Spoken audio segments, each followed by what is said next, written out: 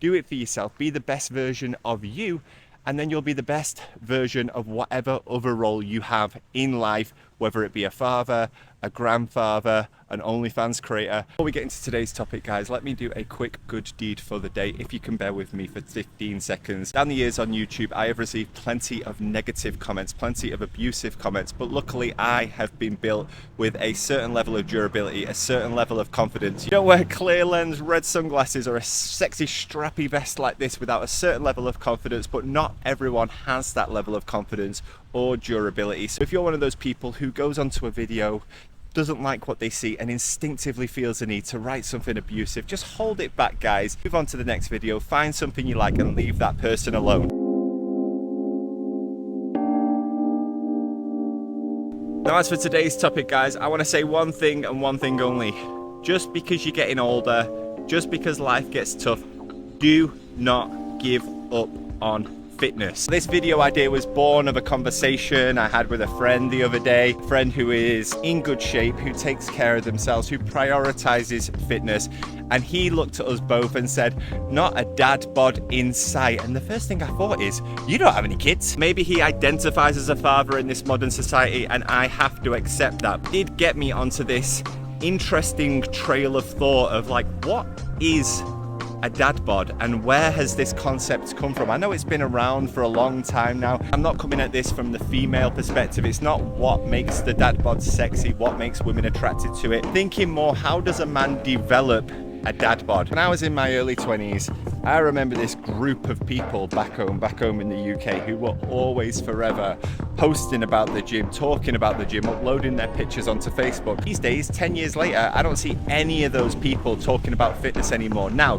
don't get me wrong, life does happen. People grow up, priorities change. When I search these people, when I look at their current conditioning, they just look like everybody else. Priorities change, but where does fitness rank on that priority list for people? Because it seems like it's one of the first things to go. When you're young, 22, 23, 25, 26, and you've got no responsibilities, you're single, nothing to do in the week, it is easy to stay in shape. It is easy to preach about bulking and cutting. I'm on my bulk for my summer holiday, and then I'm going to do a cut so that when I go to Ibiza, I can be ripped and shredded. I saw it all, guys. I saw it all, and I used to stay quiet back then. I didn't used to post too much fitness content online. I was quietly shredding down. Certainly don't think people need to aspire to look like me. I've never once said that on this channel, but what I do think now, as a guy in his middle 30s, getting on a little bit,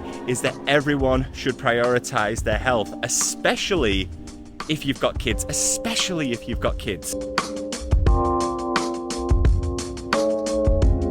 Because as a father of one, not an expert by any means, and who's struggling in life in many different ways, let me put that out there. Let me tell you this, kids require energy, and energy requires movement, and movement requires health, mobility, flexibility, not a back that hurts every time you bend down to pick your baby up, not a dad who is knackered after chasing his kid around the park for 5 minutes.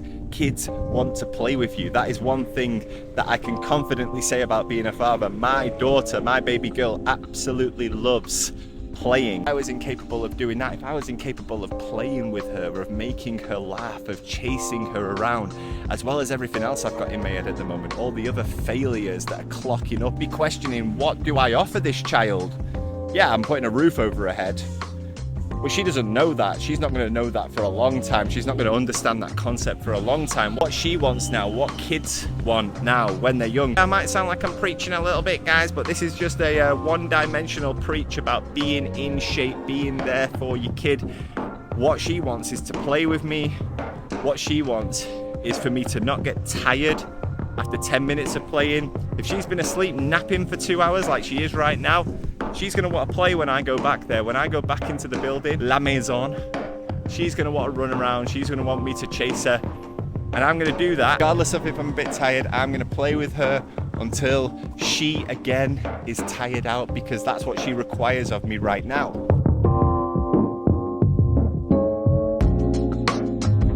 Now, don't get me wrong, geezers, I know as men, especially in this society, there is a struggle, and I struggle in many other ways.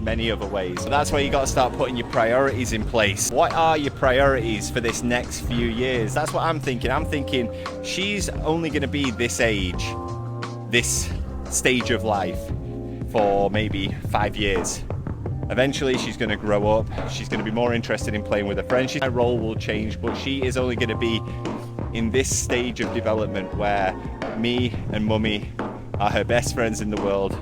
Probably 5-6 years maybe, I don't know, maybe a little bit longer. This is where you have to make sacrifices. If you want to be healthy, I always say to people, yes, sleep is important, but when do you sleep? That is optional, right? My baby goes to bed at about 8, 9 o'clock sometimes if she's pushing it. When do I go to bed?